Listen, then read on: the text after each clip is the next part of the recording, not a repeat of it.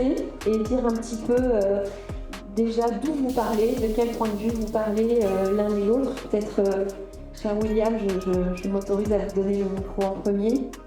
Je suis William Kodjo, le directeur général de l'Agence de développement des arts et de la culture du Bénin. J'interviens ce soir pour parler de droit d'auteur. Je m'appelle Akochaye Okio, je suis en charge du développement international à la SACEM pour le continent africain, donc je m'occupe de toute l'Afrique sauf le Maghreb. Et donc je voudrais savoir s'il y a un système qui a été mis en place pour protéger le droit d'auteur des artistes grapheurs, de ceux qui ont graffé sur eux. Oui, ce sont des œuvres qui sont protégées. Il y a un travail qui est en train d'être fait pour qu'on ait des QR codes sur chaque œuvre qui figure sur le mur, qui permet d'identifier clairement les auteurs, l'année de création et toutes les informations qui sont liées à cela.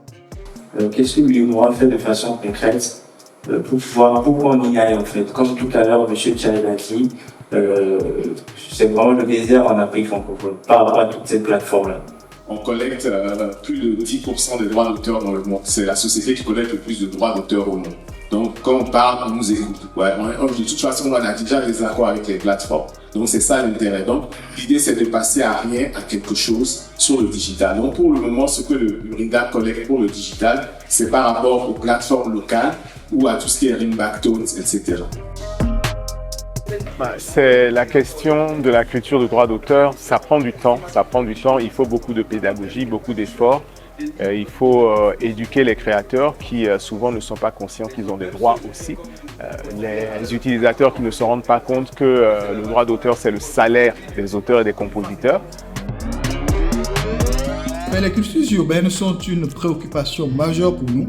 Pourquoi? Parce que déjà nous avons une population majoritairement jeune qui aspire à ces genres de pratiques. Et vous allez voir que déjà nous avons le mur de graffiti le plus long qui s'installe au niveau du Bénin. Et nous souhaitons créer toute une dynamique de cultures urbaines autour de cela et créer cette dynamique-là, embarquer nos jeunes dans quelque chose qui les transcende et qui puisse les amener à se mesurer à n'importe quelle jeunesse, que ce soit en Afrique ou dans le monde. Bon, c'est un temps fort sur 2 jours.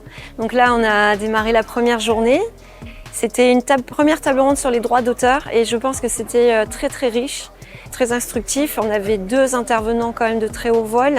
La personne de Akochaye Okio, qui est chargée de développement à l'international pour l'Afrique auprès de la SACEM, qui est une société d'auteurs française, et William Kodjo, le directeur général de l'ADAC.